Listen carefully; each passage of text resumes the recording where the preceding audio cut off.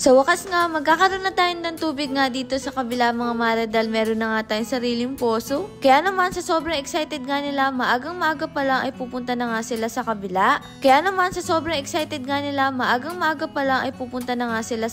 Kwento ko na nga rin sa inyo mga mare na magkakaroon na nga tayo ng tubig dito. Para hindi na rin tayo mahirapan magpaigib-igib nga galing pa sa lungos papunta dito. Napakahirap din kasi nun. Habang abala ang gumagawa nga para sa poso natin, ito namang si Ran sa balag naman. Hali kasi yung mga gumagapang dyan ay hindi na nga namumunga mga mare kaya ililipat na nga lang sa kabila. Ewan ko ba mga mare, tingnan nyo naman sila Kuya Mark sa si Kuya Noli. Baka magkatuluyan po tong dalawa na to kaya tawa ng tawa itong si Kuya Noli. Dito nga mga mare inilagay yung poso na gagawin malapit nga sa mga itikan nga natin. Mas okay na nga yun para mas mabilis nga makakakuha para nga sa itik para hindi sila mga mare nawawalan ng tubig. Medyo hirap lang din talaga sa paghukay mga mare kasi alam nyo naman pinatambakan nga natin to tapos mabato pa. Kaya ayan, tamang buhat lang sila dito mga mare ng malalaking bato at eto nga si Ran abala pa nga rin. Yung upo kasi natin dito mga mare hindi na namumunga kaya inalis na nga rin. Panibagong pananim na naman nga ang kailangan nga dito. Marami nga rin pala nagsasuggest na maglagay nga tayo dito ng CCTV para nga daw protection. Meron na nga tayo dito mga mare. Ganito nga mga mare ang paggawa nga nilang poso, pahirapan din pala. Hahanapin siguro dito mga mare yung tubig pero dito kasi sa atin hindi na kailangan ng hanapin pa. At yata ng parte dyan ay may tubig pa. Ano ba naman mayaman ang Bulacan sa tubig. Lalo na nga dito sa pwesto nga nakuhanan nga natin. Alam nyo naman kapag nga bumaha dito ay napakatindi. At ayan nga mga mare, naghukay na nga sila at pinapasok na nga etong tubo. Ganoli naman kumuha ng tubig para nga pang abang at tinan nyo naman ngayong kulay na ng tubig nga dito kaya kailangan na rin talaga natin magpagawa. Hindi na nga tayo pwede umasa dyan sa balon kasi unti-unti na nga natutuyo. Kaya kung hindi nga tayo dito magdala ng tubig mga mare ay talagang mahirap at wala nga maiinom yung mga itik nga natin. Isa na nga rin sa dahilan kung bakit mga mare tumaas yung bill nga natin sa tubig dahil nga kumukuha tayo din ng tubig. Hindi na rin talaga nagre-request nga mga mare na magkaroon nga tayo nito. Sabi ko naman sa inyo na ubusan na nga yung balon nga natin kaya nakaigib nga sila dito kay Kuya Pit at may nahulog pa nga ditong baby. Buti na nga lang napansin nga nila mga mare. Kapag ganito talagang tag-araw mahirap ang tubig nga dito. Pero kapag nagkaroon na nga tayo ng tubig hindi na tayo mahihirapan makiigib. Buti na nga lang dala din nila mga mare yung kolong-kolong hindi na nga rin ako sumama. Wala rin naman kasi akong umiaambag nga sa kanila ng mga oras nga na yan. Marami nga nakikisana o nung sinabi ko na nga kahit papano umulan nga sa atin. Dahil sa kanila daw ay tirik na tirik ang araw at kahit minsan hindi pa nga umuulan ngayong buwan. Yung iba naman nagko-comment nga buti nga sa atin tag-araw sa kanila daw hindi nga umaaraw. Pero ano man ng panahon ngayon ay kailangan nga nating mag-ingat. Lalo na ngayon na tirik ang araw sa lugar nga natin. Buti na nga lang si tatay hindi nga sumama ngayong araw mga mare kasi bawal sa kanya to. Alam niyo naman si tatay bawal lang talaga sobrang bilad. Nung mga oras nga na to mga mare tawag ng tawag etong si Ran at hingi din ako ng hingi ng update kasi sobrang excited ko. Magtatanong lang din ako sa inyo mga mare saan ba magandang magstay nga sa Bicol. May alam kayo mga mare na mapagstayan doon na malapit nga sa Bulkang Mayon. Baka may maisasuggest nga kayo mga mare na staycation doon. Yung malapit lang sana sa Bulkang Mayon para sa ganun ay makita nga natin yung ganda. Baka may napuntahan na kayo doon at may suggest nyo nga sa amin at kung maganda. O siya, eto na mga mare na ipasok na nga yung tubo na bili nga nila. Wala isang tubo nga lang yung nilagay dito pero dalawa nga mga mare yung ipinasok kanina tapos inalis din. At eto na nga kahit papaano may tubig na mga mare kaya lang putik pa pero okay na yan at least meron ng tubig. Siguro kinabukasan pa nga lilinaw yan mga mare. Dahil nga kinulang sila ng materyales kaya pumunta muna nga ulit sila dito sa bilihan at anong oras na nga nito. Sa alauna na nga hindi pa nga sila nanananghalian kaya kumain na nga rin sila. Ang unang plano talaga mga mare yung water pump nga i-connect nga natin dun pero hindi na pala pwedeng alisin yun kapag nailagay na. Kaya ayan bumili nga sila mga mare ng poso. Probinsya talaga mga mare. Nung bata nga ako hirap na hirap ako dyan sa poso nakakangawit kapag nag-iigib ka pero ngayon nakaka-enjoy na. Dati kasi mga mare may kwento ko lang sa inyo dati uminom kami sa balon pero hindi sa balon na ginagawa namin. May iniigiban talaga kami sa labasan tapos naging pangalawa poso hanggang sa naging nawas hanggang sa naging mineral o diba? Lagi talaga mga mare na sa proseso ang mga bagay-bagay at eto nga si Ran nilagay na nga rin itong mga natira nilang lupa dito. Sa alas 4 na rin nga nang matapos nga sila at umuwi na nga sila kuya kaya nahuli na nga itong sila Ran. Syempre susubukan muna nga ni Ran itong mga mare at nga tuwang-tuwa na makita nga meron na. Nabukasan pa nga mga mare lilinaw yan. Maraming salamat po sa lahat ng blessing at syempre sa inyo mga mare. Paano ba yan? Bukas na lang ulit!